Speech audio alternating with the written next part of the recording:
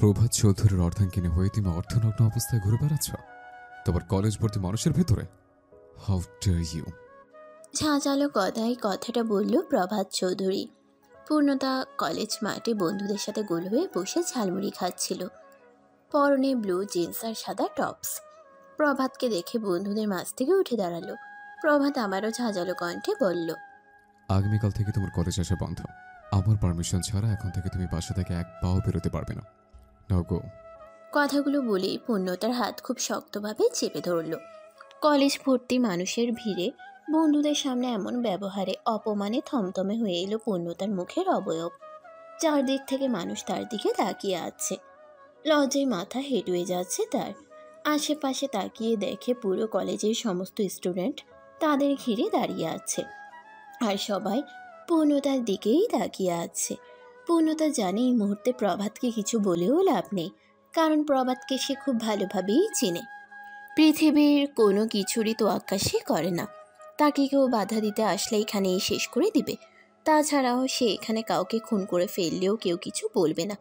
এগিয়ে এসে কেউ জিজ্ঞেস করবে না কেন মারছে, কারণ প্রভাত এখানকার সম্ভ্রান্ত চৌধুরী পরিবারের ছেলে। তার বাবার কথায় পুরো এলাকা চলে। প্রভাত তীক্ষ্ণ বুদ্ধিবৃত্তিক মানুষ।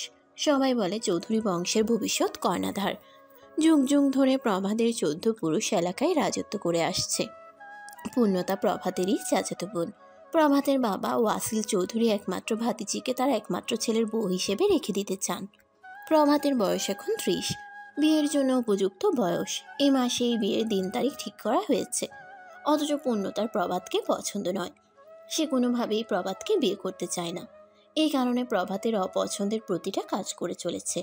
চারদিকে মানুষ দেখে প্রভাত চোয়াল শক্ত করে বলল, তুমি কি ভালোভাবে যাবে, নাকি আমাকে আঙুল বাঁকা করতে হবে? মানুষের মাঝে কিছু না বলে পূর্ণতা প্রভাতের সাথে হাঁটা দিল। প্রভাত পূর্ণতার হাত ধরেই রেখেছে। গাড়ির কাছে গিয়ে প্রভাত গাড়ি দরজা খুলে দাঁতে দাঁত চেপে বলল। ওঠো। পূর্ণতা এবার অগ্নি চোখে প্রভাতের দিকে চাইল। রাগে চোখ দুটো ক্রমশ ছোট হয়ে আসছে তার। এতক্ষণ মানুষের মাঝে ছিল বলে কিছু বলতে পারেনি। দাঁতে দাঁত চেপে খুব জোরে প্রভাতের হাত ঝাড়ি মেরে বলল, ছাড়ুন আমার হাত। কোন সাহসে আমার হাত ধরেছেন আপনি? আমার হাত ধরার কোনো রাইট নেই আপনার। প্রভাত ভ্রু কুঁচকাল। খানিকটা অবাকের ন্যায় পূর্ণতার তেজ দেখছে। পূর্ণতা আবারও বলল, আমি অর্ধনগ্ন হয়ে কলেজে আসি না পুরো নগ্ন হয়ে আসি সেটা একান্তই আমার ব্যক্তিগত ব্যাপার। আপনি কেন বারবার আমার পার্সোনাল ব্যাপার না গোলাতে আসেন? কাল থেকে এর চেয়ে ছোট পোশাক পরে কলেজে আসবো, দেখি আপনি কি করতে পারেন। পূর্ণতার কথা শুনে প্রভাত নিঃশব্দে হাসল। ঠোঁটের কোণে ক্ষীণ হাসির ছড়াছড়ি। সেই হাসি নিয়ে পূর্ণতার দিকে ঝুঁকে বলল, ওয়াও, গ্রেট। নগ্ন থাকতে চাও?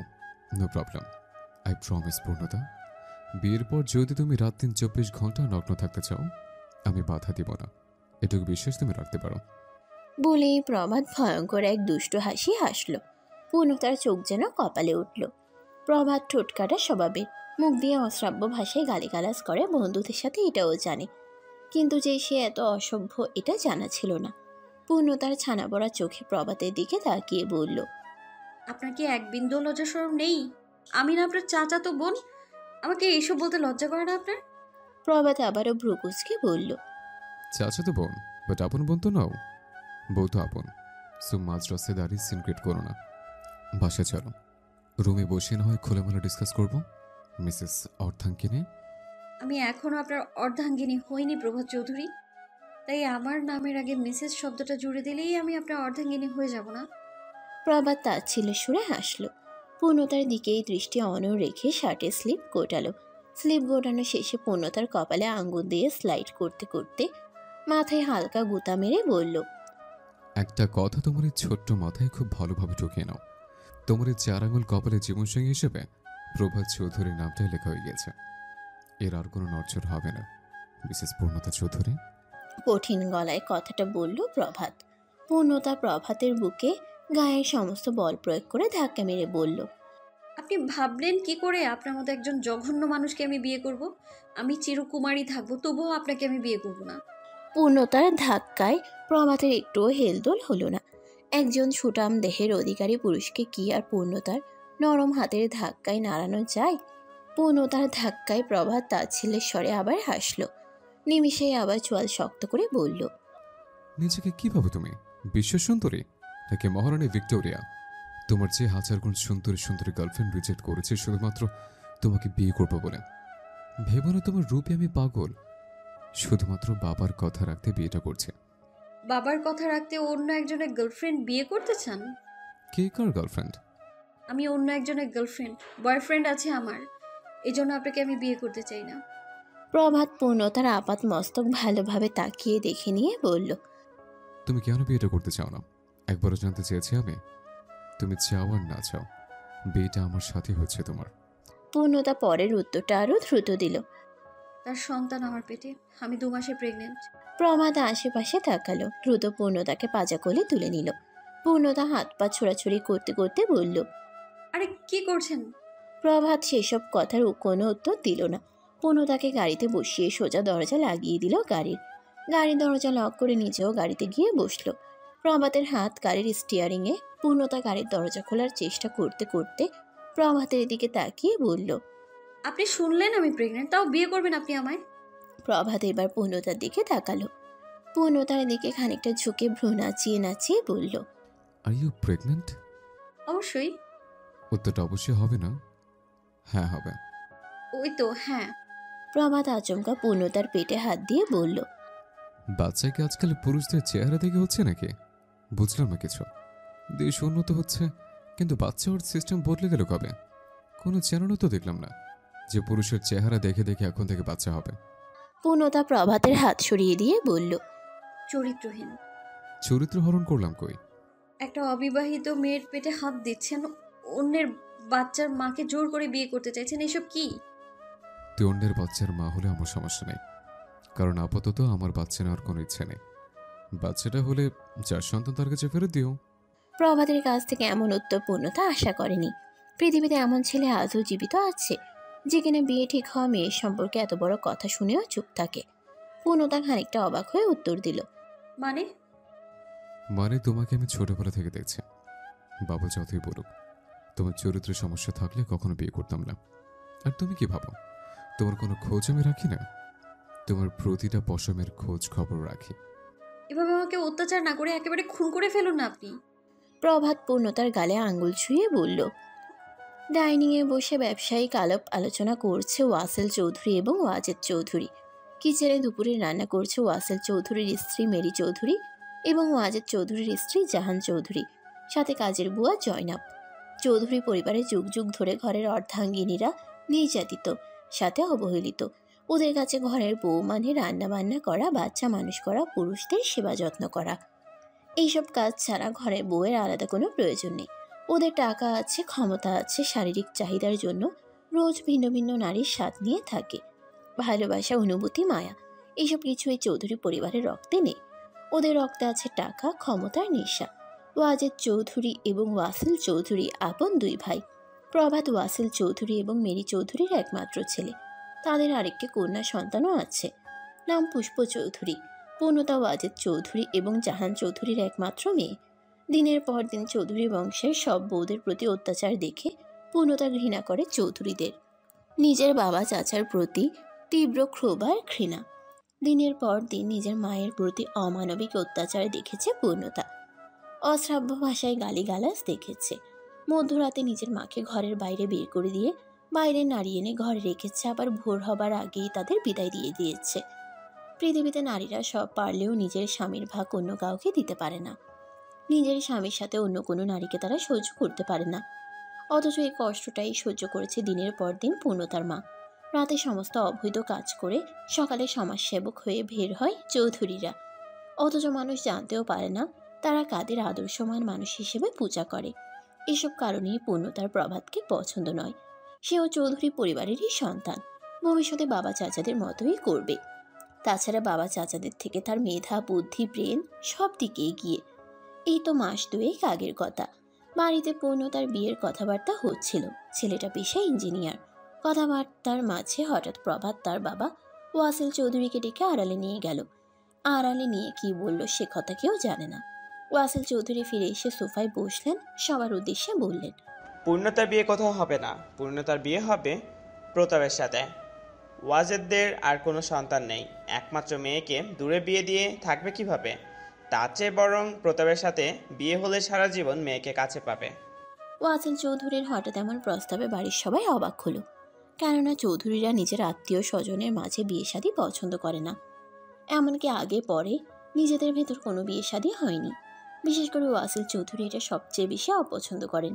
এই তো কিছুদিন আগে ওয়াসিল এবং ওয়াজেদ চৌধুরীর একমাত্র বোন শাইলা তার নিজের ছেলের জন্য পূর্ণতাকে চেয়েছিল। ওয়াসিল চৌধুরী সবার আগে বাধা দিয়েছেন এবং নিজের বোনকে বলে দিয়েছেন তার ছেলে যেন এ বাড়িতে আর পা না রাখে যতদিন পূর্ণতার বিয়ে হয়। দুপুরে পূর্ণতার হাত শক্তভাবে চেপে ধরে প্রভাত বাসায় ফিরল। ডাইনিংয়ে ওয়াসিল এবং ওয়াজেদ চৌধুরী বসে আছেন। প্রভাতকে এভাবে বাড়ির ভেতরে প্রবেশ করতে দেখে ওয়াজেদ এবং ওয়াসিল চৌধুরী দুজনেই উঠে দাঁড়ালেন। তারা কেউ বুঝতে পারছে না ঘটনা কি ঘটেছে। প্রভাত এত রেগে আছে কেন? ওয়াসিল চৌধুরী ওয়াজেদ চৌধুরী দুজনেই এগিয়ে গেলেন। ওয়াজেদ চৌধুরী ছেলের রক্ত জবার মতো চক্ষু দেখে বুঝতে পারলেন প্রভাত অনেক রেগে আছে। মুখের অবস্থা থমথমে। রান্নাঘর থেকে জর্নাব বাইরে উঁকি মেরে বলল, আপা, কিছু একটা গন্ডগোল পেকেছে। প্রভাত বাবা বাইরে থেকে পূর্ণতার হাত ধরে নিয়ে এসেছে। মৃণী এবং জাহান দুজনেই রান্নাঘর থেকে উঁকি দিয়ে দেখছে কি ঘটেছে বাইরে। ওয়াসিল চৌধুরী কৌতূহলী মুখে প্রশ্ন করলেন, কি হয়েছে প্রভাত? পূর্ণতাকে এভাবে ধরে রেখেছো কেন? প্রভাত পূর্ণতার হাত ঝাড়ি মেরে ছেড়ে দিয়ে বলল, আগামীকাল থেকে পূর্ণতার কলেজ যাবে না। কলেজ যাওয়া ওর টোটাল অফ। পূর্ণতার আগে থরথর করে কাঁপছে, রাগী চোখে তাকিয়ে আছে প্রভাতের দিকে। ওয়াসিল চৌধুরী বললেন, কলেজে না গেলে লেখাপড়া কিভাবে করবে? প্রভাত পূর্ণতার দিকে তাকিয়ে বলল, ওর প্রতিটা সাবজেক্টের জন্য আলাদা আলাদা টিচার রেখে দেব। বাসায় এসে পড়িয়ে দিয়ে যাবে। বাইরে গিয়ে লেখাপড়া করা লাগবে না। ওয়াসিল চৌধুরী বললেন, কিন্তু কেন? হয়েছে কি? প্রভাত পূর্ণতার আপাত মস্তক আরেকবার চোখ বুলিয়ে নিয়ে বলল, ও যতদিন না শালীন পোশাক পরিচ্ছদ পরবে ততদিন বাইরে যেতে পারবে না।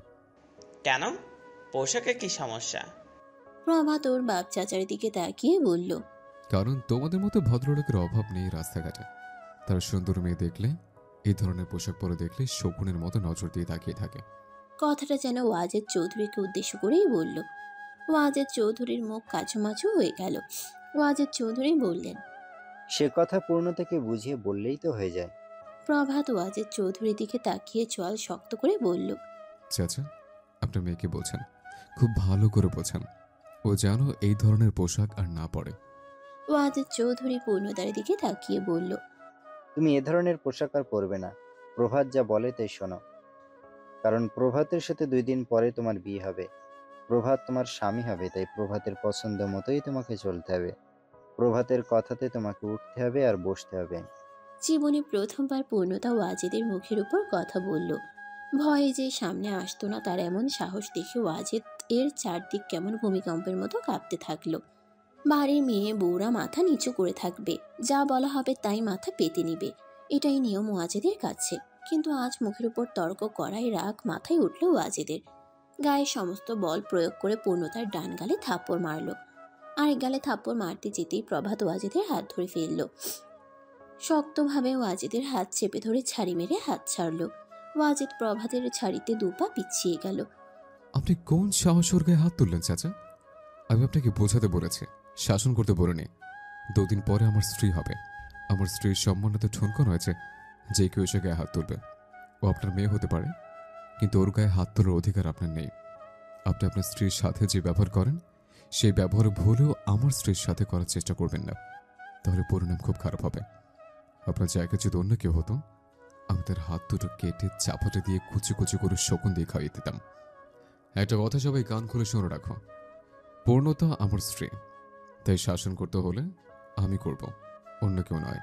পূর্ণতা আর 1 সেকেন্ডও দাঁড়ালো না, কাঁদতে কাঁদতে উপরে চলে গেল। বিছানায় উপর হয়ে পূর্ণতা কাঁদছে, কান্নায় বুক ভেঙে আসছে তার। ছোটবেলা থেকে মানসিক শান্তি বলে কিছুই সে পায়নি। একটু বুঝতে শেখার পর থেকে ভেবেছে বড় হয়ে সে এই নরক থেকে পালাবে। কোনো রাজকুমার এসে তাকে উদ্ধার করবে, তারপর নিজের মাকে এখান থেকে নিয়ে যাবে। মায়ের শেষ বয়সে অন্তত প্রশান্তি দিবে। কিন্তু বড় হতে না হতেই সে পথও বন্ধ হয়ে গেল। বিয়ে নামক পবিত্র বন্ধন নিয়ে যে স্বপ্ন এতদিন দেখেছে তা বৈশাখের কাল বৈশাখীর মতো লণ্ডভণ্ড হয়ে গেল। পরিবার হলো মানসিক শান্তির প্রথম স্তর। পরিবারে অশান্তি হলে ঘরে বাইরে কোথাও কোনো কাজে মন বসে না। পূর্ণতা বিছানা ছেড়ে উঠে বসে পুষ্পকে জড়িয়ে ধরল। কান্নার মাত্রা আরো খানিক বেড়ে গেল। কান্না জড়ানো গলায় বলল, আমি মুক্তি চাই আপু, এই নরক থেকে মুক্তি চাই আমি। আম্মু আর চাচি আমার মতোই এমন জীবন আমি চাই না। কলেজে যাই দামি ফোন নিয়ে, দামি পোশাক পরে, দামি গাড়িতে করে, মানুষ আমাদের দেখে আফসোস করে।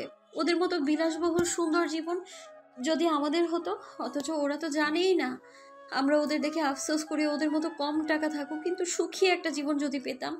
পুষ্প একটা ভারী নিঃশ্বাস ছেড়ে বলল, কেউ কারো জায়গায় সুখী নেই, আমরা বাইরে থেকেই মানুষকে সুখী মনে করি। পুষ্প এবং পূর্ণতার দাদির চোখ গরম করে ওদের দু বোনের দিকে তাকিয়ে আছে। রাগে যেন ফুঁসছে।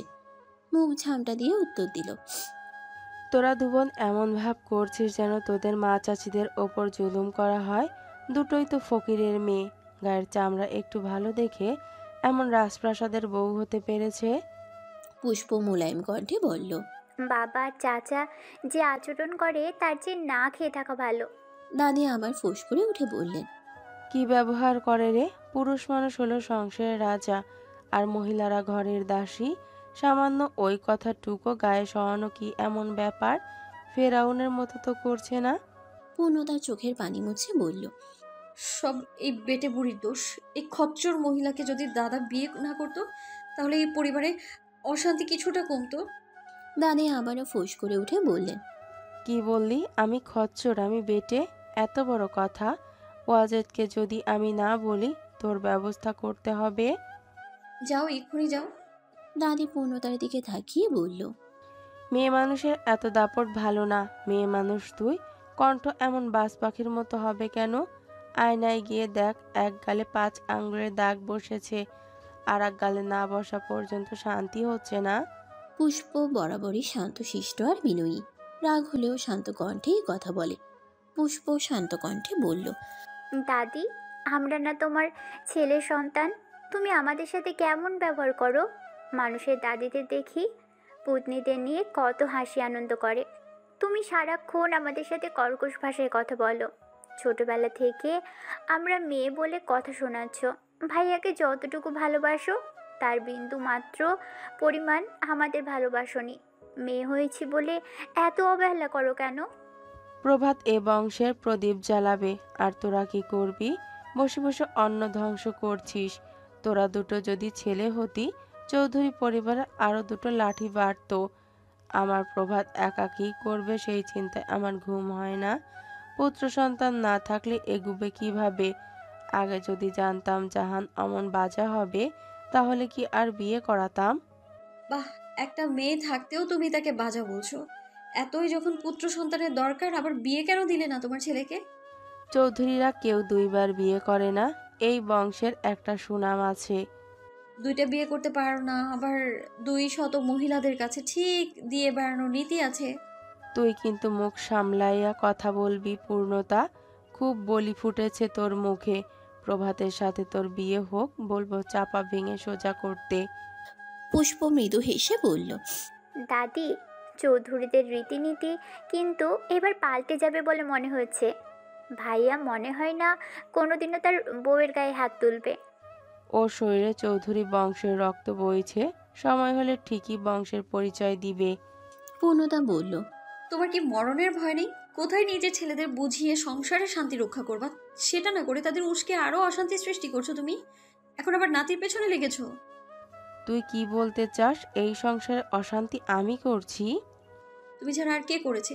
একটা কথা মনে রেখো, তোমার যা কুকীর্তি তোমার ছেলের বউরা দেখবে বলে মনে হচ্ছে না। বিছানায় পড়লে গু খেয়ে মরতে হবে তোমায়। আর যদি প্রভাতের সাথে আমার বিয়ে হয়েই যায়, আমার আর প্রভাতের মাঝে নাক গলাতে আসলে না, সোজা বৃদ্ধাশ্রমে রেখে আসবে একদম। কি কি বললি তুই? এত বড় কথা? তোর বিচার আজ যদি ওয়াজেদ না করে এ বাড়িতে আমি আর থাকবো না। দুপুরে পূর্ণতা খাবার খেল না। শুয়ে শুয়েই মন খারাপ করে কাটিয়ে দিল। জাহান অনেক সাদাসাদি করেও পূর্ণতাকে খাবার খাওয়াতে পারেনি। একমাত্র মেয়ের মুখের দিকে তাকিয়ে এ বাড়িতে থেকে যাওয়া জাহানের। রাতে ওয়াজেদ বালিশ হেলান দিয়ে পা ছড়িয়ে বসে আছে, চোখ মুখ গম্ভীর আর থমথমে। জাহান পা টিপে দিচ্ছে। 2 ঘন্টা হয়ে গিয়েছে একভাবে পা টিপে যাচ্ছে, হাত লেগে এসেছে, তবুও পা টিপে যাচ্ছে। জাহানের আজ ভীষণ মন খারাপ, চোখ দিয়ে পানি পড়ছে। ওয়াজেদ খেয়াল করলো জাহানের চোখে পানি। জাহানের মুখের দিকে খানিক সময় তাকিয়ে বলল। তোর চোখে পানি কেন? আবার কি নাটক শুরু হয়েছে? জাহান ফুপিয়ে কেঁদে উঠে বলল। একটাই তো মেয়ে আপনার, মেয়ে ছাড়া আপনার আর কে আছে? আপনি কি তাকেও দাসী বানিয়ে রাখতে চান? মেয়ের আবার কি হলো? তুই কি সবকিছুতে দাসী দেখতে পাস? প্রভাতের সাথে বিয়ে হবে, এর চেয়ে ভালোর জন্য কি হবে? ওয়াজেদ সিগারেট টানছার কথা বলছে। আপনার কি ঠিক হয়েছে এভাবে মেয়ের গায়ে হাত তোলাটা? 5টা আঙুল বসে গেছে, মেয়েটা সারাদিন কিচ্ছু খায়নি। আপনি তো একবার গিয়ে তাকে সাধতে পারতেন, তাহলে মেয়েটার কষ্ট কমে যেত। বাপ হয়ে একটা থাপ্পড় দিয়েছি, এতে না খেয়ে থাকার কি আছে? ক্ষুধা লাগলে এমনিই খেয়ে নেবে। মেয়েটা খায়নি, আপনি ওর গায়ে হাত তুলে দিয়ে কিভাবে খাবার খেলেন? মেয়ে নিয়ে তো ভেবে কি হবে? পারিস নাই তো 2-4টা সন্তানের জন্ম দিতে। রাস্তায় একটা বিপদ হলে কি লাঠি ধরতে পারবে? উল্টা রাস্তায় বের হলেই আরেক চিন্তা, কোন ছেলের সাথে কথা বলবে, কার সাথে মেলামেশা করবে, অঘটন না ঘটে যায়। সন্তান কি আমি ইচ্ছে করে নিইনি? আল্লাহ না নিলে আমি কি করব? তোরে বিয়ে করে আমার পুরো জীবনটাই লস। না পেরেছিস পুত্র সন্তানের মুখ দেখাতে, না পারিস ঠিক মতো শারীরিক চাহিদা মেটাতে। তোর জন্য বিভিন্ন হোটেলে গিয়ে গিয়ে লাখ লাখ টাকা নষ্ট করতে হয় আমার। ছি, এই বয়সে এসেও আপনি সব করে বেড়ান? মেয়ে বড় হচ্ছে, বিয়ে সামনে, আপনার কি একটুও লজ্জা নেই? আপনি এসব করেন, আপনার জামাই যদি এসব করে তখন কি করবেন? ওয়াজেদ জাহানের মুখে লাথি মেরে বলল। এই বয়সে মানে কি? যতকাল আমার শরীরে চাহিদা থাকবে ততকাল মেটাবো। তোর মেয়ে যদি তোর মতো অকর্মণ্য হয়ে থাকে, জামাই তো এসব করে বেড়াবেই। এক লাথিতে জাহান নিচে পড়ে গেল। কান্না মিশ্রিত কণ্ঠে বলল। শুধুই কি আমার দোষ? আপনি তো বিয়ের প্রথম থেকেই নারী লোভী। কত লাগে আপনার? ওয়াজেদ উঠে এসে ইচ্ছা মতো লাথি মারতে থাকলো জাহানকে। মুখ খুললেই এভাবে মার খেতে হয় তাকে। ওয়াজেদ লাথি গোতা মেরে বাহিরে চলে গেল। জাহান ঘরের কোণে পড়ে গোগাতে থাকলো। ওয়াজেদ আজ আর ফিরবে না, কোনো না কোনো হোটেলে গিয়ে রাত কাটাবে। প্রভাতের দাদি জামেলা আজ ঘর থেকে বের হচ্ছেন না। দুপুর থেকে রাগে ফুলে আছেন, সে রাতের খাবার খাবে না। পূর্ণতার বলা এত বড় কথার বিচার হলে সে এ বাড়ির অন্ন মুখে তুলবে না। জাহানার মেরি ভয়ে ভয়ে আছে, বাড়িতে কি অশান্তি হবে আজ তার ঠিক নেই। জামেলা এমনি তিল থেকে তাল সৃষ্টি করে। জাহানার মেরিকে সারা জীবন অত্যাচার করে আসছে। জামেলার ঘরের সামনে দাঁড়িয়ে আছে জাহান, মেরি, পুষ্প, জয়নাব আর ওয়াসিল চৌধুরী। বাইরে থেকে সবাই দরজা ধাক্কাধাক্কি করছে, কিন্তু দরজা খুলছে না। ওয়াসিল চৌধুরী জয়নাবের দিকে তাকিয়ে বলল। প্রভাতকে ডেকে নিয়ে আসো, প্রভাত ডাকলে দরজা খুলবে। জয়নাব দ্রুত পায়ে গিয়ে প্রভাতকে ডেকে আনলো। প্রভাতের পরনে 3/4 গায়ে কালো গেঞ্জি। এসে বলল। কি হচ্ছে বাবা তোমার মায়ের? দরজা লেগেছে কেন? পূর্ণতা মায়ের সাথে বেয়াদবি করেছে, মা সেই কারণে খুব কষ্ট পেয়েছে। শোনো প্রভাত, পূর্ণতাকে তুমি বিয়ে করতে চলেছ। তুমি যেহেতু বলে দিয়েছ পূর্ণতাকে তুমি ছাড়া কেউ কিছু বলতে পারবে না, তাই বেয়াদবির শাস্তি তুমিই দিবা। প্রভাত খুব জোরে পূর্ণতার নাম ধরে ডাকছে। পূর্ণতা, এখনই দাদির ঘরের সামনে এসো, নাহলে ঘরের দরজা ভেঙে তোমাকে বের করে আনবো।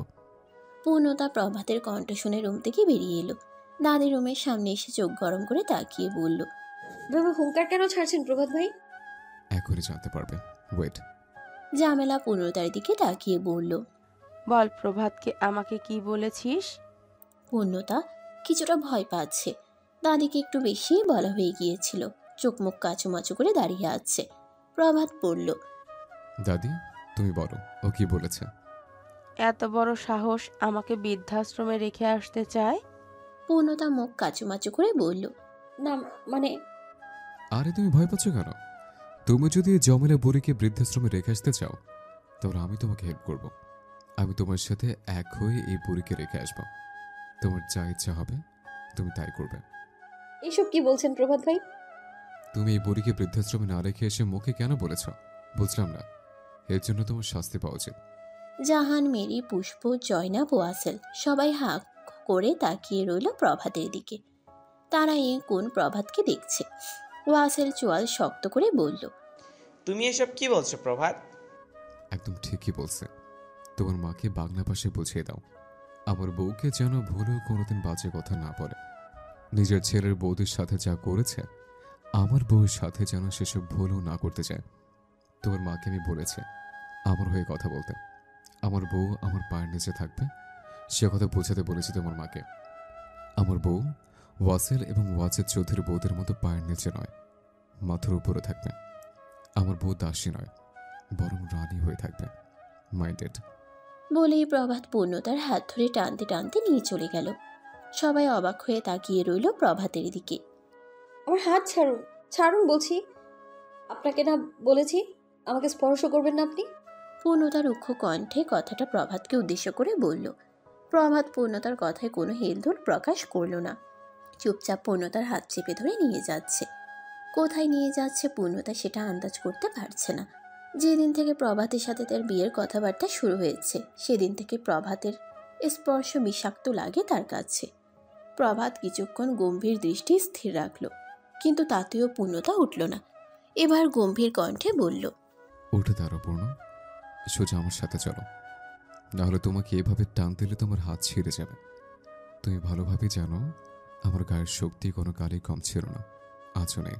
পূর্ণতা বিরক্তি ভরা চাহনি নিয়ে তাকিয়ে বলল, উঠবো না আমি। কোথায় নিয়ে যাচ্ছেন এত রাতে আমায়? জাহান্নামে নিয়ে যাচ্ছে। কোনো প্রবলেম? স্বামীর সাথে কোথাও যাও, তাহলে পাপ হবে না।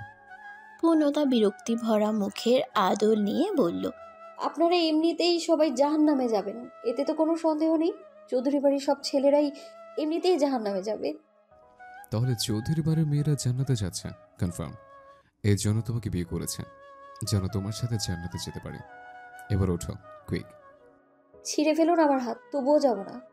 প্রভাত পূর্ণতার দিকে চোখ বুলিয়ে নিয়ে দুষ্টু হাসল, হেসে বলল, তোমার হাত ছিঁড়ে ফেললে আমাকে আদর করবে কি দিয়ে, বোকা চন্দ্রিমা?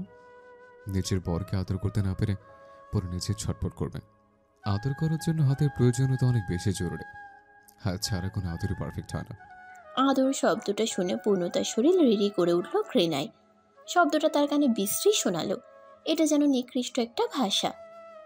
তার ধারণা অসভ্য অভদ্র ছেলেরাই এইসব ভাষা ব্যবহার করে। তাই অতি বিরক্ত মুখের অবয়ব নিয়ে অন্যদিকে তাকালো। এই কোচে সুন্দর নরম হাতের মালিক কি সোজা কথায় যাবে, নাকি আমাকে অন্যভাবে নিতে হবে? পূর্ণতার সাথে সাথেই প্রভাতের দিকে তাকালো, কারণ পূর্ণতা জানে প্রভাতের কথা না শুনলে সে কোলে তুলে নেয়। এখনই এমন কিছু করতে পারে।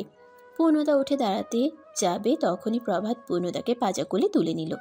কোলে তুলে সোজা সদর দরজা দিয়ে বাড়ি থেকে বের হয়ে গেল। প্রভাত পূর্ণতাকে একটা বেডরুমে নিয়ে গেল। বিছানার উপর বসিয়ে দিয়ে নিজেও বসলো। হাতের কবজি ভাঁজ করে বলল, উফ, হাত ব্যথা হয়ে গিয়েছে। এতটুকু মেয়ে তুমি, ওয়েট তো কম না। দুশ্চিন্তায় পূর্ণতা পাগল হয়ে যাচ্ছে। প্রভাত এত রাতে তাকে কি উদ্দেশ্যে নিয়ে এলো? খানিকটা নার্ভাস কণ্ঠে বলল, আপনি আমাকে এখানে কেন এনেছেন? কেন বুঝতে পারছো না? আমি জানি তো চৌধুরী বংশের ছেলে আপনি, চরিত্র কিভাবে ভালো হবে। আমাকে এখানে কেন এনেছেন আপনি? প্রভাত শীতল কণ্ঠে বলল, মন ভরে দেখবো বলে। জীবনে দেখেননি আমায়? দেখেছি, কিন্তু মন ভরে দেখার সুযোগ পাইনি। প্রভাত খেয়াল করল পূর্ণতার গালে হালকা লাল দাগ এখনো আছে। কিছুক্ষণ পূর্ণতার গালের দিকে তাকিয়ে থেকে আকস্মিক পূর্ণতার গালে হাত রাখল। পূর্ণতার সাথে সাথে কেঁপে উঠল। বুকের মাঝে ঢিপ ঢিপ শব্দ বেড়ে গেল। প্রভাত পূর্ণতার গালে হাত বুলিয়ে বলল, তোমার বাপকে ইচ্ছে করছে খুন করে ফেলে। বেঁচে গেল বউয়ের বাপ বলে। যে গালে আমি জমুতে জমুতে ভরে দেব, সেই গালে কাউকে ফুলের টোকা দিতে দেব না। পূর্ণতা আশ্চর্যজনক ভঙ্গিতে তাকিয়ে প্রভাতের কথা শুনছে। প্রভাত এসব কি বলছে তাকে? প্রভাত আবার তাকে বলল, তোমার এই গাল দুটো ভীষণ প্রিয় আমার, একদম ফুটন্ত গোলাপের মতো। এভাবে প্রেমিকের মতো কথা বলছেন কেন আপনি? এখানে কেন এনেছেন সেটা বলুন। প্রভাত উঠে দাঁড়ালো, দরজার কাছে গেল। দরজা খুলে বেশ জোরে ডাকলো। শরীফ, খাবার এনেছিস? শরীফ এগিয়ে এসে বলল, জি ভাই, এনেছি। যা যা অর্ডার দিয়েছেন সব এনেছি। আমি খাবো না। কিন্তু আমার তো ক্ষুধা লেগেছে। ক্ষুধা লেগেছে তো আমাকে কেন এখানে এনেছেন? আমাকে খেয়ে ফেলতে চান নাকি আপনি? অবশ্যই খেতে চাই, কিন্তু তোমার ঠোঁটে তো লিপস্টিক নেই। মানে? মানে ছেলেটা মেয়েদের লিপস্টিক খেতে পছন্দ করে। কথাটা আমার মুখে খারাপ শোনালেও এটাই কিন্তু চিরন্তন সত্য। ছি ছি, আমাকে এসব বলছেন আপনি? তাহলে কাকে বলবো? তোমার বাবার মতো বাজারের মেয়েদের বলবো? পূর্ণতার আগে থরথর করে কাঁপছে, তার মুখে কোনো ভাষা নেই। এখনো বিয়ে হয়নি, বাড়িতে সবার সামনে এত রোমান্টিকভাবে সেধে খাওয়াতে পারতাম না। এমনি সবে আমাকে বউ পাগল ভাবছে। দুদিন পর আবার ওয়াসিল চৌধুরী আমাকে পাগলা না ভেবে পাগলা করাতে দিয়েছে, সে চিন্তায় আছে।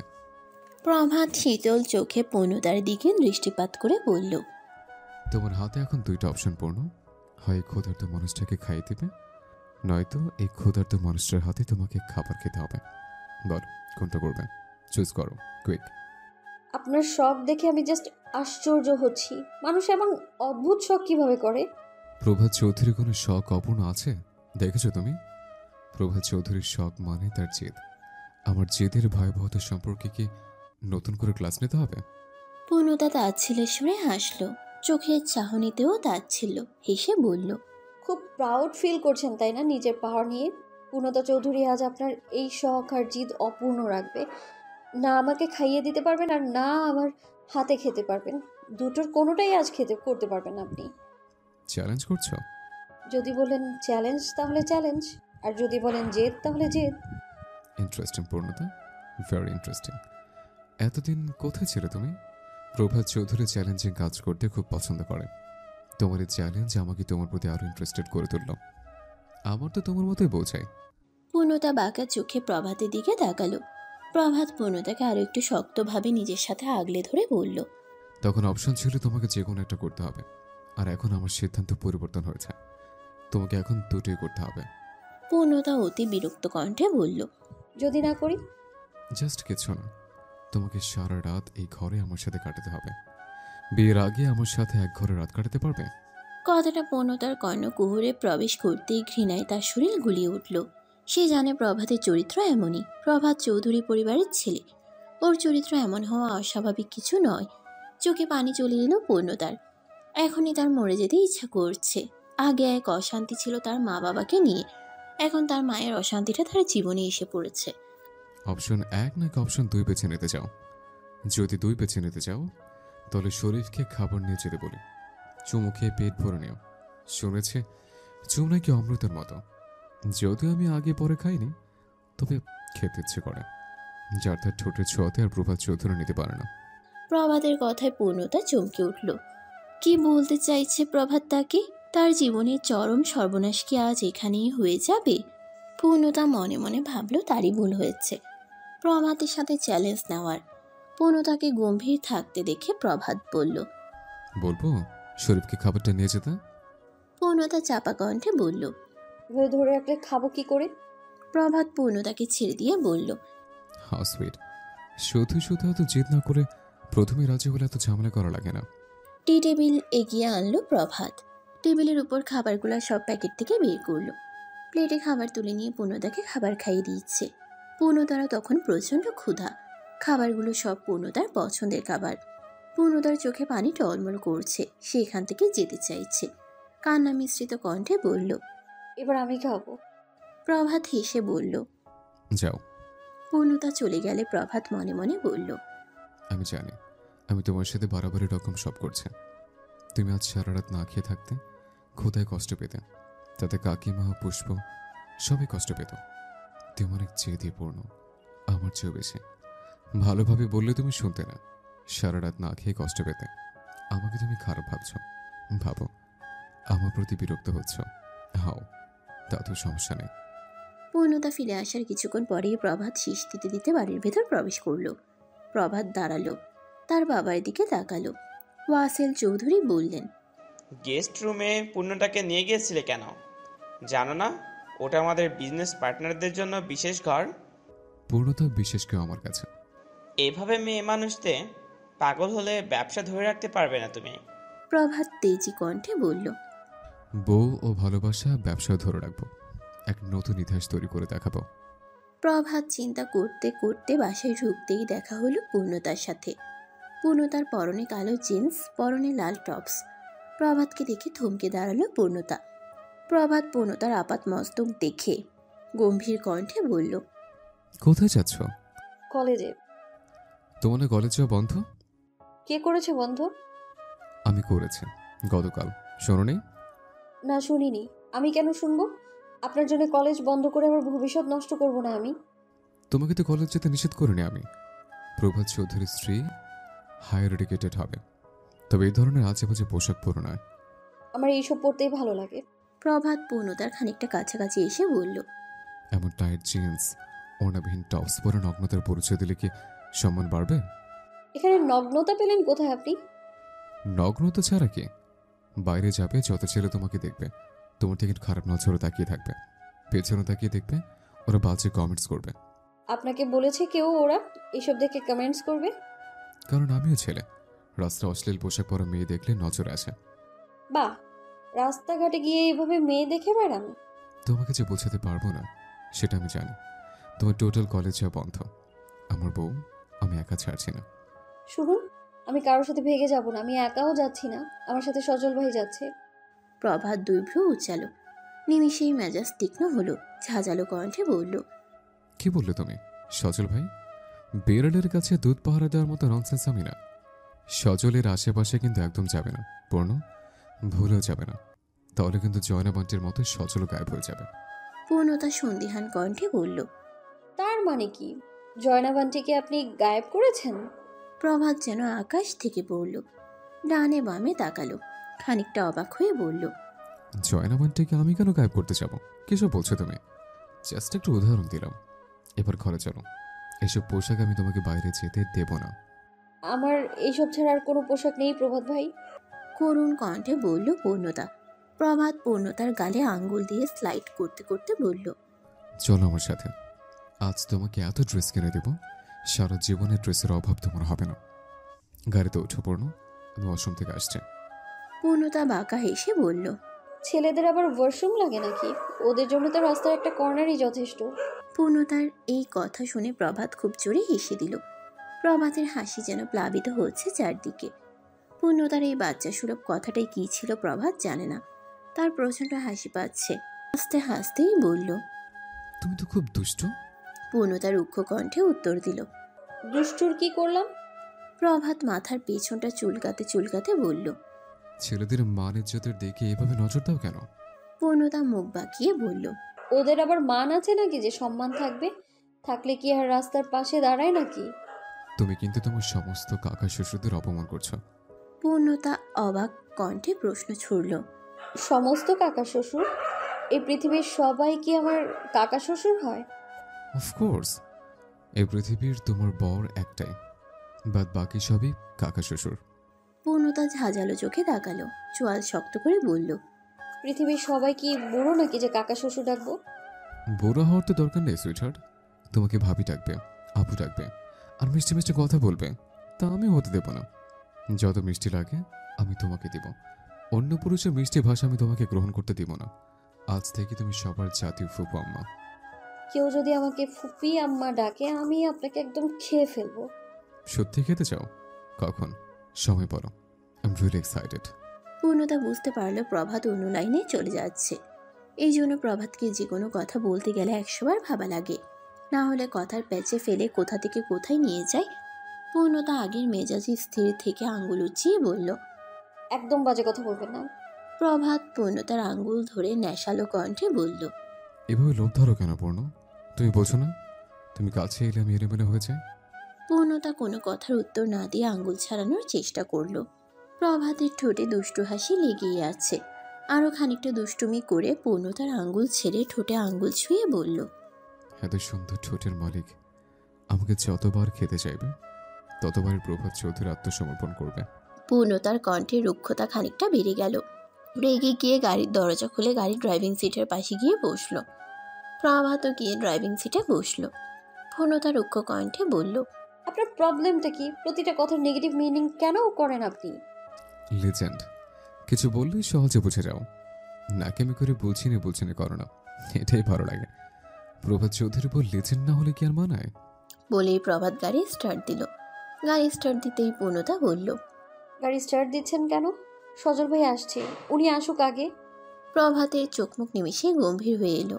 পূর্ণতার দিকে গম্ভীর চোখে তাকিয়ে বলল, সজল সজল সজল, মুখে তো আমার নাম কোনো সময় থাকে না। সজল কেমন যে বেশি সুদর্শন নাকি? আপনার নাম উচ্চারণ করার আগেই তো 24 ঘন্টা আমার সামনে দিয়ে ঘুরঘুর করেন আপনি। তাহলে বুঝো তোমার গুরুত্ব আমার কাছে কতখানি। সচলকে তুমি এত গুরুত্ব দেয়?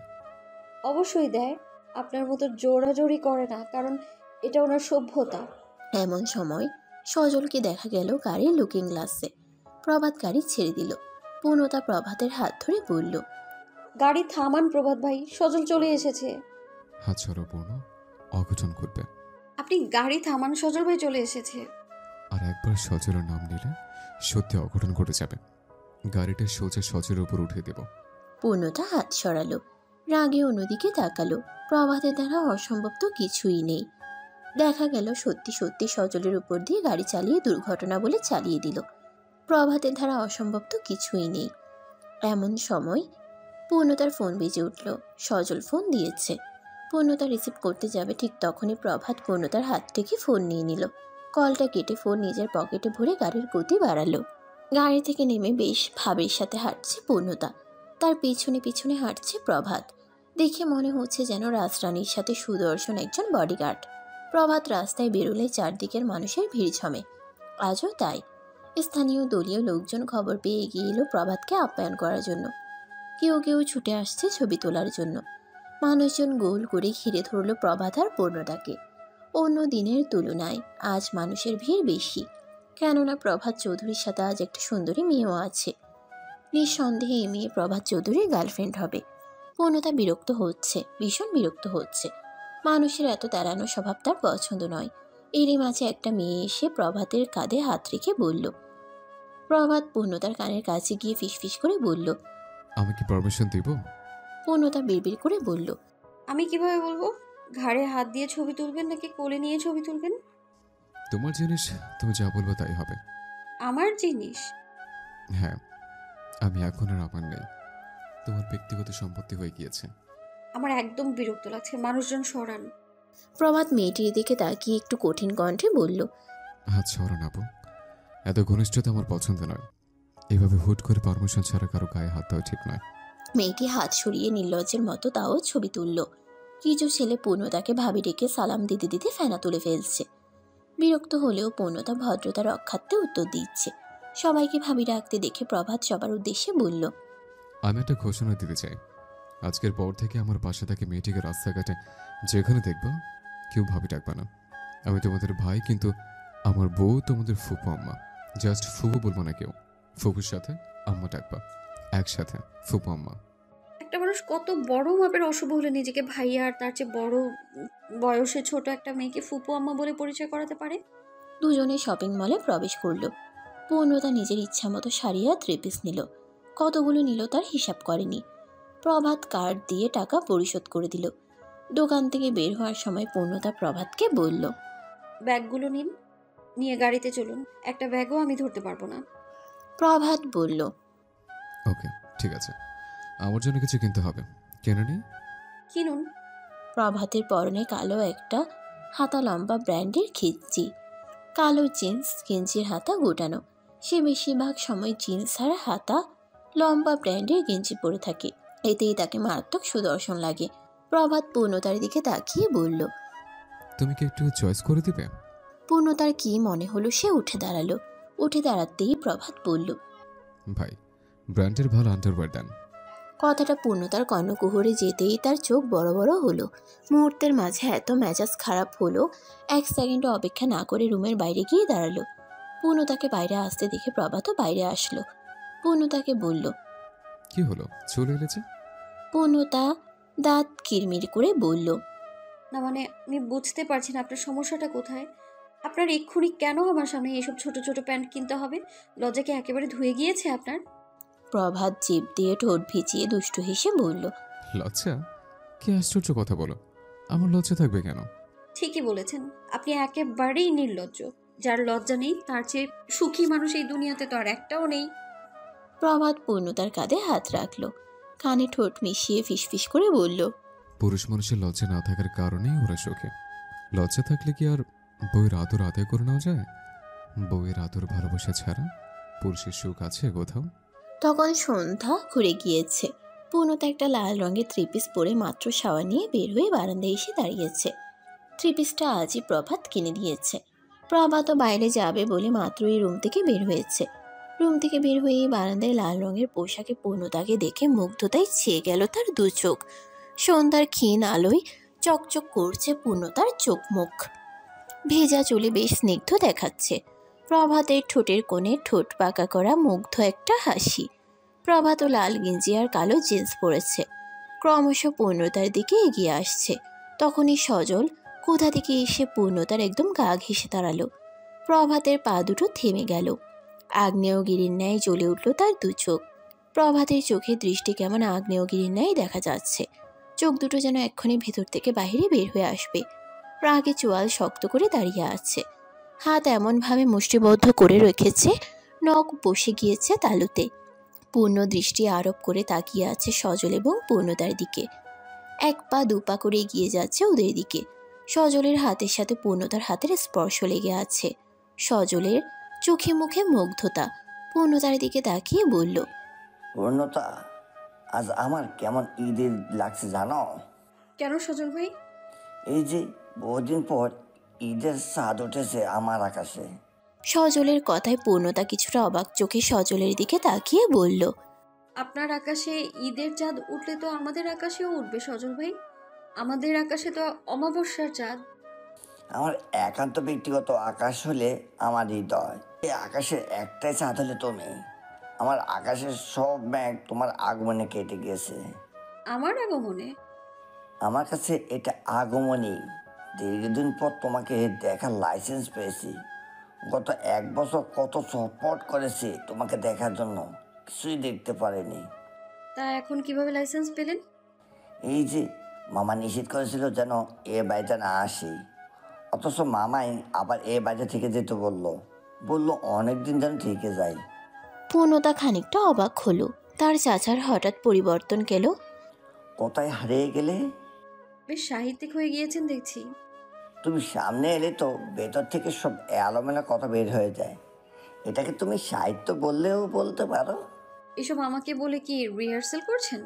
আমাদের ভাবি কিন্তু ভাগ্যবতী হবে। স্বামীর মুখে প্রেমের এমন মহাকাব্য শুনতে কার না ভালো লাগে? সব জেনে বুঝে কেন এমন করো? কেন কেন আমাকে কষ্ট দেওয়ার কথা বলো পূর্ণতা? আমি ছোটবেলা থেকেই তোমাকে পছন্দ করি, তোমাকে ভালোবাসি, সেটা সব সময় প্রকাশিত। আমি তো কোনোদিন কিছু লুকাইনি, কিন্তু প্রভাত ভাইয়ের ভয়ে বেশি জোরাজোরিও করিনি। তোমাকে আর পুষ্পতাকে প্রভাত ভাই সবসময় নজর রেখেছে। তবে বিশ্বাস কর পূর্ণতা, আমি সেই ছোটোবেলা থেকে একটু একটু করে তোমাকে পাহাড় সমান ভালোবেসেছি। ভেবেছিলাম বড় হলে তোমাকে ঠিকই পাবো, কারণ সত্যিকার ভালোবাসার জয় একদিন না একদিন হবেই। তোমাকে তোমার পরিবারের কাছে চাইলাম, কিন্তু পেলাম না। প্রিয় মানুষকে নিজের করে না পাওয়ার মতো হাহাকার এই দুনিয়াতে আর কিছুই নেই। প্লিজ সজল ভাই, এসব আর বলবেন না। এসব বলেও কোনো লাভ নেই এখন, এতে অশান্তি বাড়বে। কিসের অশান্তি? আমার কপাল কোনোদিন ভালো ছিল না, আর এখনও নেই। ছোটবেলা থেকেই আপনি আমার খুব কাছের একজন মানুষ। যে কোনো সমস্যার কথা চাইলেই আমি আপনাকে বলতে পারি। চোখ বুজে আমি আপনাকে বিশ্বাস করি। এইটুকু বিশ্বাস আমার আছে, আপনার দ্বারা কোনো ক্ষয়ক্ষতি অন্তত আমার কোনোদিন হবে না। আপনার আর আমার সম্পর্কটা এভাবেই ঠিক আছে সজল ভাই, এর চেয়ে বেশি আর কিছু সম্ভব নয়। সজল পূর্ণতার হাতটা মোলায়েমভাবে ধরে বলল, এখনো সময় আছে পূর্ণতা, ভেবে দেখো। প্রভাতের চোখ দুটো জ্বলছে। এতক্ষণ ধরে সে ধৈর্য সহকারে ওদের কথোপকথন শুনছিল, কিন্তু যখনই সজল পূর্ণতার হাত ধরেছে তখনই প্রভাত দ্বিগুণ জ্বলে উঠে ওদের একদম কাছাকাছি গিয়ে দাঁড়ালো। আচমকা গিয়ে সজল আর পূর্ণতার হাত ধরে দুজনকে দুদিকে সরিয়ে দিল। প্রভাত অগ্নি চোখে পূর্ণতার দিকে তাকিয়ে সজলের দিকে তাকালো। সজলের দিকে তাকিয়ে দৃষ্টি কিছুটা শীতল করলো, চোয়াল শক্ত করে বলল, কি হচ্ছে এখানে? সজল হেসে বলল, আরে প্রভাত ভাই, এই যে পূর্ণতা আমাকে রেডি হতে বলে আমাকে না নিয়ে বাইরে চলে গিয়েছে। ওর জন্য আমি কষ্ট করে রেডি হলাম, অথচ আমাকে না নিয়ে চলে গেল। ওর শাস্তি পাওয়ার উচিত, তাই না ভাই? তুমি ফিরছো কবে? সজল খানিকটা তোতলালো। প্রশ্নটা একদম অপমানজনক। সে এসেছে কতদিন থাকবে এখানে, সে পরিবর্তে কিনা প্রশ্ন করছে তুমি ফিরছো কবে। সজল অপমানিত হলেও স্বাভাবিক থাকার চেষ্টা করলো, হেসে উত্তর দিল, পিচ্ছি কবে মানে? আসলাম তো আজই। মামা বাড়ি এসেছি, তাও আবার কতদিন পর। দুদিন না থেকে যাই কিভাবে? এই বয়সে মামা বাড়ি থাকার বয়স আছে তোমার? তুমি সেটা বুঝবে না প্রভাত ভাই, কারণ তোমার তো মামার বাড়ি নেই, কখনো যাওনি, এই জন্য বুঝবে না মামার বাড়ি যাওয়ার আনন্দ, থাকার আনন্দ। মামা বাড়ি থাকলে অবশ্যই যেতাম। যদি মামার সুন্দর মেয়ে থাকতো তাহলে আরো বেশি যেতাম। মামার সেই সুন্দর মেয়ে যদি রিজেক্ট করতো তাহলে বেশরমের মতো তার পিছে আরো বেশি ঘুরতাম। সজলের মুখটা একদম অপমানে থমথমে হয়ে এলো। কিছু বলার মতো ভাষা নেই। প্রভাতের এইবার পৈশাচিক আনন্দ হচ্ছে। সে অপেক্ষায় আছে এবার। কিছু একটা বলো। কি সব বলো প্রভাত ভাই? পূর্ণতার সাথে তোমার বিয়ে ঠিক, এখন এসব বলার মানে আছে? প্রভাত সচলের দিকে কপাল কুঁচকে বলল, নট পূর্ণতা, পূর্ণতা ভাবি। পূর্ণতাকে আজ থেকে ভাবি বলে রাখবে, আর আপনি করে বলবেন। মাইন্ডেড। সজল কিছুটা অদ্ভুতভাবে হেসে বলল, তোমাদের বিয়েটা একবার হোক, তারপর না হয় ভাববো। বিয়েটা হোক মানে? আগামী বছর তুই মামাটাক শুনবে, লিখে রাখ। প্রভাত পূর্ণতার দিকে আগের ন্যায় চক্ষু গরম করে তাকিয়ে বলল, আমার রুমে এসো এক্ষুনি, জাস্ট 2 মিনিট, নাহলে মহাপ্রলয় ঘটে যাবে। বলেই প্রভাত নিজের রুমে চলে গেল। রাগে তিত্তির করে কাঁপছে প্রভাত। সজলের অপমানের তীরটা সে হজম করতে পারেনি। তার মামা বাড়ি নিয়ে এত বড় কথা বলার সাহস কিভাবে পেল সজল? তারপরও আবার পূর্ণতার হাত ধরা, গায়ে গা ঘেঁষে দাঁড়ানো। অগ্নি চোখে বারবার পূর্ণতার হাত ধরার দৃশ্য ভেসে উঠছে প্রভাতের। নিজের রুমের রাজকীয় খাটের উপর দাঁতে দাঁত কামড়ে বসে আছে প্রভাত। অপেক্ষা করছে পূর্ণতার। প্রভাত চলে গেলে সজল বলল, দেখলে পূর্ণতা, প্রভাত ভাই আমাকে কি বাজেভাবে অপমানটা করলো। পূর্ণতা এমনি চিন্তায় আসছে। প্রভাত রেগে আছে, তাকে এখন কিসের সম্মুখীন হতে হবে সে জানে না। এই মুহূর্তে সে সজলের কথায় বিরক্ত হয়ে উত্তর দিল, কে বলেছিল পানি ছিটা দিয়ে চোরের গুঁতা খেতে? জানেন তো সে এমন। লাগতে গেলেন কেন তার সাথে? আপনাকে তো এখন আর কোনো দিনই দু চোখে দেখতে পারবে না। আমি কি বলেছি? আপনি কি বলেছেন মানে? আপনি চরম অন্যায় করেছেন প্রভাত ভাইয়ের মামা বাড়ি নিয়ে খোঁটা দিয়েছেন আপনি। কাজটা মোটেই ঠিক করেনি। আমি জানি উনি উপরে যতই তেজ দেখাক না কেন ভেতরে কষ্ট পেয়েছে। আপনার এই কথাটা আমার মোটেও ভালো লাগেনি। বাহ, প্রভাতের প্রতি এত দরদ, মুখে বলে দেখতে পারো না, আবার তাকে কিছু বলাতে দেখছি তার চেয়ে তোমার বেশি লাগছে। আমি তো ভেবেছিলাম প্রভাত কষ্ট পেলে তুমি খুশি হবা। দিন শেষে উনিই আমার অভিভাবক। ছোটবেলা থেকে আমি ওনাকে দেখতে পারি না, এটাই আমার সমস্যা। তাই বলে ওনাকে কষ্ট দিলে কেউ আমার ভালো লাগবে এমন কোথাও লিখে দেইনি আমি। উনি কষ্ট পেলে আমি মোটেও আনন্দিত হই না সজল ভাই, বরং আরো কষ্ট পেলাম আমি। পূর্ণতার একটু ভয় করছে প্রভাতের কাছে যেতে। এসো। কি এমন গুরুত্বপূর্ণ কথা বলার জন্য রেখেছেন? তাড়াতাড়ি বলুন, কাজ আছে আমার।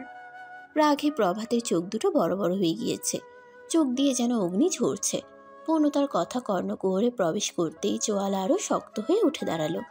প্রভাতের এমন ভয়ঙ্কর রূপ দেখে ভেতর থেকে পূর্ণতার কাঁপাকাঁপি শুরু হলো। প্রভাতের অগ্নি দৃষ্টি স্থির রয়েছে পূর্ণতার দিকে। দৃষ্টির কোনো নড়চড় নেই। 1 পা 2 পা করে পূর্ণতার কাছাকাছি পৌঁছে গেল। ভয়ে পূর্ণতা ঢোক গিলল। জিভ দিয়ে ঠোঁট ভিজিয়ে নিয়ে বলল, এভাবে এগিয়ে আসছেন কেন? যা বলার দূর থেকে বলুন। আমি কি কানে কম শুনি নাকি? প্রভাত পূর্ণতার থেকে চোখ সরালো। পূর্ণতার পেছনে দৃষ্টি নিক্ষেপ করল। দৃষ্টি সরাসরি দরজায়। কয়েক সেকেন্ড দরজার দিকে তাকিয়ে নিজের হাতটা বাড়ালো। হাত বাড়াতে দেখে পূর্ণতা কেঁপে উঠল। প্রভাত পূর্ণতাকে স্পর্শ করল না। দরজাটা জোরে লাগালো। তাতে প্রচণ্ড জোরে শব্দ হলো। সাথে সাথে সিটকিনি লাগিয়ে দিল। পূর্ণতার সাথে সাথে মাথা তুলে পেছনে তাকালো। তাকিয়ে দেখলো সত্যি সত্যি প্রভাত দরজা লাগিয়ে দিয়েছে। এই ভর সন্ধ্যাবেলায় দরজা লাগিয়ে দিল কেন? এই দরজা বন্ধ করে তার সাথে কি করতে চাইছে প্রভাত? বাড়ির মানুষজনই বা কী ভাববে? বিয়ের আগে এক ঘরের দরজা লাগিয়ে। তখনই পূর্ণতা কোমরে হাতের স্পর্শ পেল। হাতের স্পর্শ পেতেই সর্বাঙ্গ ভূমিকম্পের ন্যায় কম্পিত হলো। সে কিছু বুঝে ওঠার আগে প্রভাত তার কোমরে হাত দিয়ে তার দিকে টান দিল। সেই টানে পূর্ণতা প্রভাতের সাথে মিশে গেল। কিঞ্চিত পরিমাণও ফাঁকা নেই তাদের মাঝে। প্রভাত খুব শক্তভাবে পূর্ণতাকে নিজের সাথে মিশিয়ে ধরল। পূর্ণতা ব্যথায় কুকিয়ে উঠল। প্রভাত এত শক্তভাবে তার কোমর চেপে ধরেছে, মনে হচ্ছে চামড়া সহ মাংস ছিঁড়ে উঠে আসবে। পূর্ণতাকে ব্যথায় কুকিয়ে উঠতে দেখে প্রভাত দাঁতে দাঁত চেপে বলল, খুব ব্যথা তাই না পূর্ণ? পূর্ণতা প্রভাতের রক্তবর্ণ চক্ষুর দিকে তাকালো। প্রভাতের শক্ত হাতের বাঁধন থেকে মুক্তি পাওয়ার চেষ্টা করতে করতে বলল, ছাড়ুন, আমার ব্যথা পাচ্ছি। প্রভাত পূর্ণতার থুতনিতে হাত দিয়ে উঁচু করে ধরে বলল, আমি কাছে আসলে ছাড়ুন ছাড়ুন করো, ব্যথা পাও। যত সমস্যা আমি কাছে আসলে শুরু হয়। সজল যখন হাত ধরছিল, গা ঘেঁষে দাঁড়াচ্ছিল, তখন কোনো সমস্যা হচ্ছিল না, তাই না? সজলের স্পর্শে কি মধু আছে আর আমার স্পর্শে কি বিষ আছে? পৃথিবীর সবাই কাছে আসলে কোনো সমস্যা নেই, শুধু আমি কাছে আসলে সমস্যা হয়ে যায়। এরপর থেকে যদি সজলের আশেপাশে কোথাও দেখি বা কোনো ছেলের আশেপাশে দেখি, খুব খারাপ হয়ে যাবে। এমন খারাপ হবে পৃথিবীর কেউ তা কল্পনা করেনি। আমি কি করতে পারি তার কোনো ধারণা নেই তোমার। পূর্ণতা প্রভাতের বুকে হাত দিয়ে খুব জোরে ধাক্কা মেরে বলল, চোখ গরম দেখাচ্ছেন কেন? ধমক কাকে দেখাচ্ছেন আপনি? প্রভাত চৌধুরী, একটা কথা কান খুলে শুনে রাখুন। এই পৃথিবীর সবাই আপনাকে ভয় পেলেও আমি আপনাকে মোটেও ভয় পাই না। আপনার ভয়ে আপনি যা বলবেন আমি তাই শুনবো, এমন ভেবে থাকলে তো ভুল করছেন আপনি। সজল কেন, আমি এই পৃথিবীর সমস্ত ছেলের সাথে মিশবো, দেখি আপনি কি করে ঠেকাতে পারেন। প্রভাত পূর্ণতাকে আরো শক্তভাবে চেপে ধরে বলল, আর একবার যদি তোমার মুখে অন্য ছেলের কথা শুনে, এখনই ধ্বংস করে দেব সবকিছু। আমাকে বাধ্য করো না খারাপ কিছু করতে। আমি কি করতে পারি তার বিন্দুমাত্র আইডিয়া নেই তোমার। পূর্ণতা দাঁতে দাঁত চেপে বলল, যা ইচ্ছে করুন আপনি, তার আগে ছাড়ুন আমায়। বললাম না ব্যথা পাচ্ছি। পুরুষ হয়েছেন বলে গায়ের জোর খাটাচ্ছেন, এছাড়া আর পারেনটা কি আপনি? প্রভাত পূর্ণতার বাঁধন হালকা করে দিল। পূর্ণতার কথা তার প্রবল আত্মসম্মানে লাগলো। সে নারীর প্রতি জোর খাটানো পুরুষ পছন্দ করে না।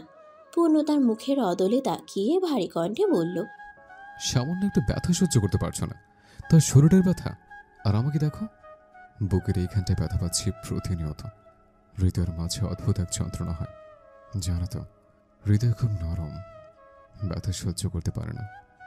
শরীরের সমস্ত ক্ষত তুমি নির্মূল করতে পারবে, কিন্তু যে ব্যথা হৃদয় দিয়ে যাচ্ছ, প্রতিনিয়ত সেই ব্যথা কিভাবে সারিয়ে তুলবে? প্রভাত বুকের বাঁ পাশটায় হাত দিয়ে কথাগুলো বলল। পূর্ণতা অবাক চোখে তাকালো প্রভাতের দিকে। প্রভাত তো তার বাবার কথা রাখতে তাকে বিয়ে করছে, তাহলে হৃদয়ে কিসের ব্যথা? প্রভাত তো আর তাকে ভালোবাসে না। খানিকটা কৌতূহলী হয়ে প্রশ্ন করল, হৃদয়ে ব্যথা মানে? আমি আপনার হৃদয়ে ব্যথা দিচ্ছি? যাকে স্পর্শ করার অধিকার আমার একার, তাকে অন্য কেউ এসে স্পর্শ করে যাচ্ছে, এর যে যন্ত্রণা আছে বুঝে। এমনটা যদি আমি কোনো মেয়ের সাথে করতাম, তাহলে তোমার কেমন লাগতো? তোমার হৃদয়ে কি যন্ত্রণা হতো না?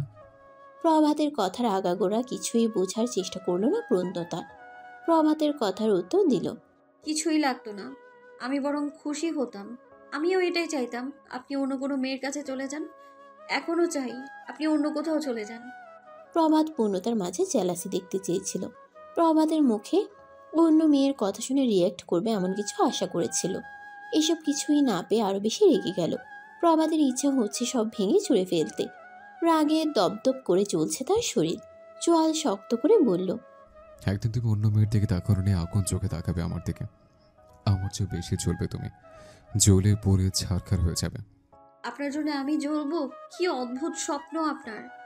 প্রভাত রাগে চিৎকার দিয়ে বলল, আরে সমস্যা কি তোমার? কি নেই আমার? আমি কি হ্যান্ডসাম না? আমি কি শিক্ষিত না? আমি কি সমাজে মিশতে পারি না? কি নেই আমার মাঝে? বলো বলো, কিসের কমতি আমার মাঝে? পূর্ণতা কোনো উত্তর না দিয়ে লোহিত বর্ণ চোখমুখ নিয়ে প্রভাতের দিকে তাকালো। দৃষ্টিতে তীব্র বিরক্তি।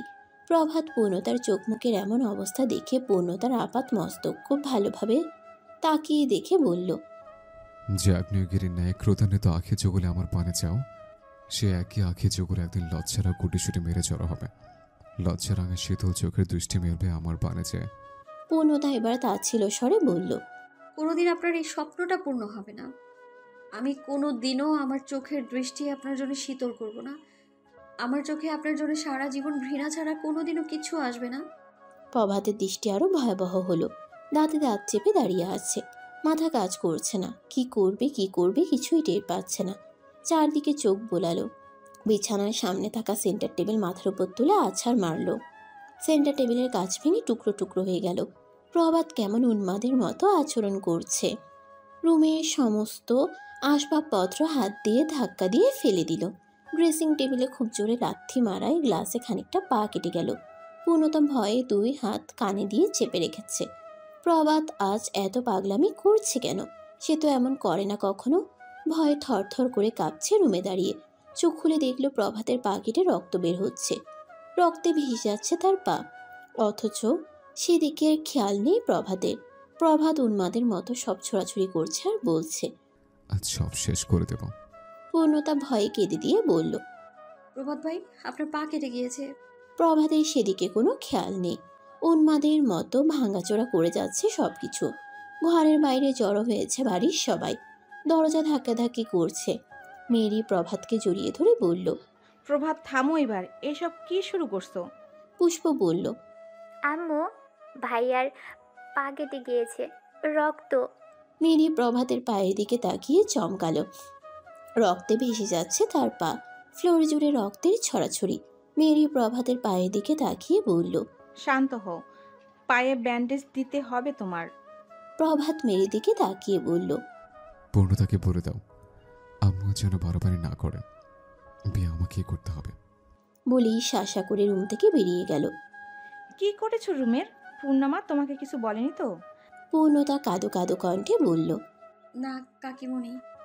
আমি বলেছি কিছু বলেছে কিনা, আজ এই ছেলেকে আমি দেখে নেব। খুব বাড়াবাড়ি করছে তোমার সাথে। প্রভাতের রুম ছেড়ে সবাই চলে গেল। পূর্ণতা রুমে বসে কাঁদছে। জাহান পূর্ণতার কাঁধে হাত রেখে বলল, কাঁদে না মা। পূর্ণতা কান্না ভেজা কণ্ঠে বলল, আম্মু, এমন বদমেজাজি ছেলের সাথে আমি সারা জীবন কিভাবে থাকবো? আমি এই বিয়ে করতে চাই না। জাহান একটা ভারী নিঃশ্বাস ছেড়ে বলল, বদমেজাজিরা আবার ভালো হয়, ওদের ভালোবাসা খাঁটি হয়। আমি এত চেষ্টা করছি প্রভাত, তবুও বিয়ে ভাঙছে না কেন? জাহান মিষ্টি হেসে বলল, কারণ ও জানে তুমি বিয়ে ভাঙার জন্য এমন করছো। প্রভাতকে তো চিনি মা, যেটা বাধা দেওয়া হয় ও সেটাই করবে, বেশি করতে পছন্দ করে। আমার জীবনটা প্রভাত নরক বানিয়ে দিচ্ছে। বিয়ে হলে সারা জীবনের মতো অশান্তিতে পড়বো তোমার মতো। জাহান হেসে বলল, কেন যেন মনে হয় তুমি অনেক সুখী হবে মা। পরের দিন সকাল 7টা বাজে। সজল সকাল থেকে পায়চারি করছে, কখন পূর্ণতা ঘুম থেকে উঠবে। সজলের ভীষণ রকমের দুর্বলতা পূর্ণতার প্রতি সেই ছোটবেলা থেকে। শেষ সময়ে এসে একবার যদি সে পূর্ণতাকে রাজি করাতে পারে তাহলেও সে জিতে যাবে। যেহেতু পূর্ণতা প্রভাতকে বিয়ে করতে চায় না, সেক্ষেত্রে একটা সুযোগ আছে। তাছাড়া গতকাল রাতের ঘটনাটার জন্য পূর্ণতাকে সরিও বলতে হবে। সজল সুন্দর একটা চিঠি লিখে পূর্ণতার বিড়ালের গলায় ঝুলিয়ে দিয়ে পূর্ণতার ঘরের সামনে ছেড়ে দিল। বিড়ালটা সারাক্ষণ পূর্ণতার সাথেই থাকে, পূর্ণতার সব ইশারা বোঝে। রাতে পূর্ণতার সাথেই ঘুমায়। সকালে জানালা দিয়ে বাইরে বেরিয়েছে। সজল বিড়ালটাকে জানালা দিয়ে ঘরের ভেতরে ছেড়ে নিচে এসে ডাইনিংয়ে বসে অপেক্ষা করছে। বিড়ালটা ঘরে আছে। পূর্ণতার ঘুম ভাঙলেই বিড়ালের গলা থেকে চিঠি নিয়ে পড়তে পারবে। গত রাতে সব ঝামেলা মিটে যাবে চিঠি পড়ে। বিড়ালটা পূর্ণতার মুখ ঘষাঘষি করছে।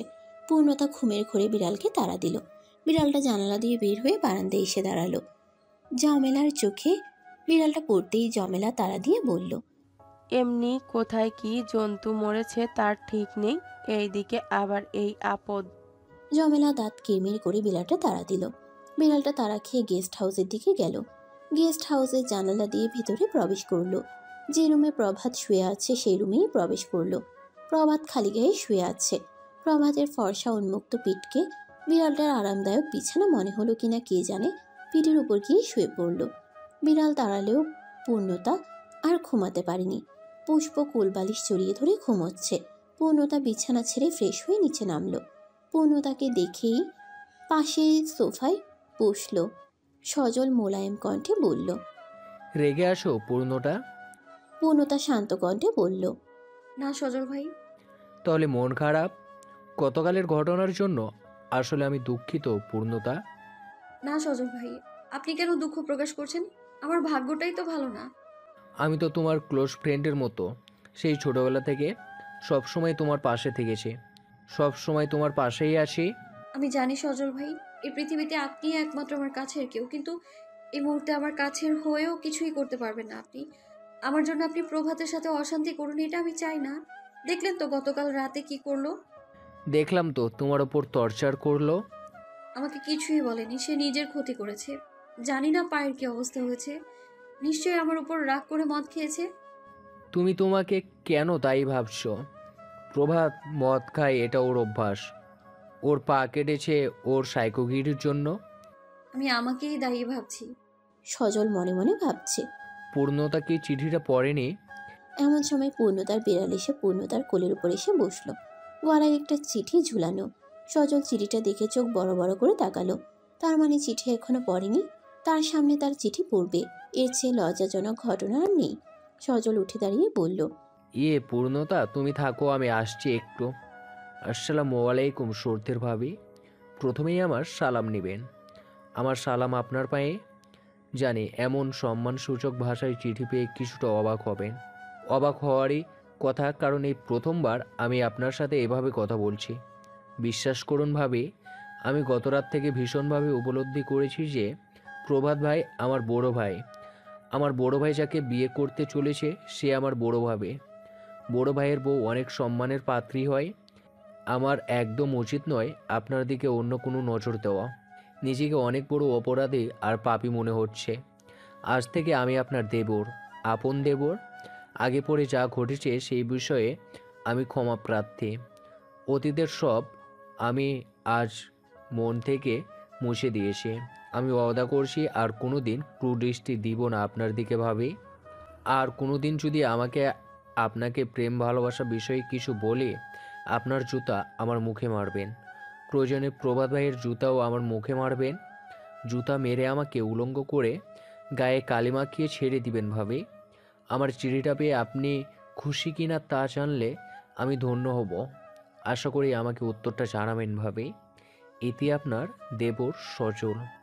পূর্ণতা চিঠিটা পড়ে খুব জোরে হেসে ফেলল। হাসতে হাসতে বিছানা ছেড়ে উঠে দাঁড়ালো। গতকালের সমস্ত মন খারাপ উধাও হয়ে গেল। হাসতে হাসতে দম বন্ধ হয়ে যাচ্ছে তার। গেস্ট হাউসের দরজার সামনে এক ফালি নরম রোদের আলো পড়েছে। দুর্ভা ঘাসের উপর শিশির কণা রোদের আলোয় চিকচিক করছে। পূর্ণতা গেস্ট হাউসের দরজার সামনে এসে দাঁড়ালো। দরজার দিকে দৃষ্টি নিক্ষেপ করলো। মনে পড়ল প্রভাতের কথা। গত রাতে স্মৃতিচারণ হলো তার। প্রভাতের অগ্নি দৃষ্টির কথা মনে পড়তেই শিউরে উঠল সে। মুহূর্তের মাঝে মন উদাস হলো। মনে পড়ল প্রভাতের রক্তাক্ত পায়ের কথা। পা কি অনেকখানি কেটেছিল? ঔষধ খেয়েছিল? খুব ব্যথা পেয়েছিল নিশ্চয়। রাতে কি অসুস্থ হয়ে পড়েছিল? বাড়িতে এত কাণ্ড ঘটে যাচ্ছে অথচ ঘুম থেকে উঠল না। এমন সময় গেস্ট হাউসের মেইন সদর খুলল। দরজার কপাটের শব্দে পূর্ণতা আচমকা ঘুরে দাঁড়ালো। সাত সকালে মুখোমুখি হলো পৃথিবীর সবচেয়ে সুন্দর স্নিগ্ধ দুজন মানব মানবী। দুজন দুজনের দিকে শান্ত দৃষ্টিতে তাকিয়ে আছে। কারো দৃষ্টিতে এখন আগুন নেই।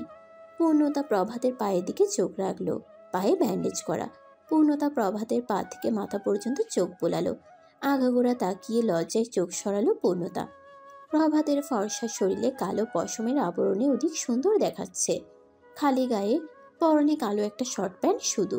পূর্ণতা অন্যদিকে চোখ রেখে মনে মনে বলল, ছি, কি নির্লজ্জ মানুষ! এত বড় একজন মানুষের পরনে ছোট বাচ্চাদের মতো কিনা একটা শর্ট প্যান্ট।